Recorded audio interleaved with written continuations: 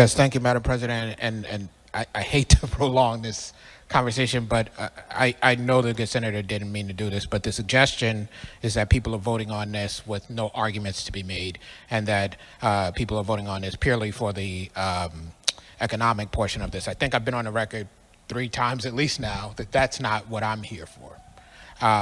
And I will apologize, which is not something I normally do in this way, to the good senator, that my argument has not been heard. But clearly the argument that I am making here is that in 1971, when the war on drugs started, there was policy that is intended to negatively impact certain citizens. That's not the way laws are supposed to be made. And so what we did was we put in place unjust laws. The reason why I think this is important is because we have operated for 50 years with unjust laws that target certain communities. That's not that people aren't hearing the arguments being made. They're hearing all of the arguments being made. And when they weigh them, they come on the side of, we should never have done that. I think it's important for us to know what happens with cannabis, but we cannot know that because we can't research cannabis because it's a Schedule I drug, not because it should have been a Schedule I drug, but because of politics.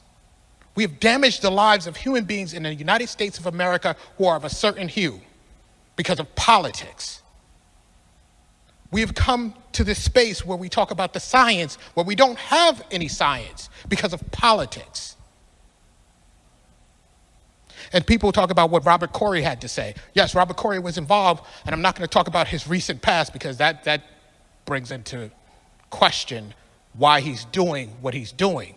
But we have taken the lessons from the other states. It's the reason we have THC caps. It's the reason we have content labeling. It is the reason that we're talking about the issue of equity, because in Colorado, that wasn't an issue.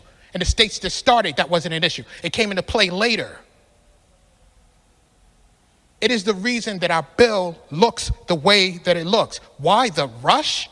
I've been talking about this around this circle and down in the House when I was down in the House. And I've been up here for 7 years.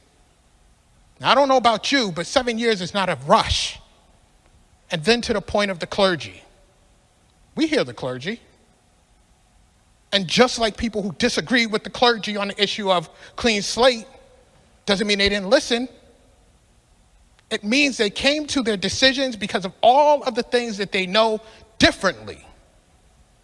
To disagree is not to say, I don't listen to you, I don't hear you. It is to say that I have weighed that and I come out with a different understanding.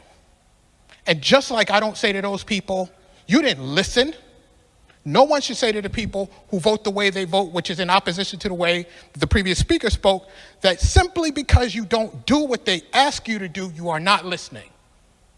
That is not what this august chamber does.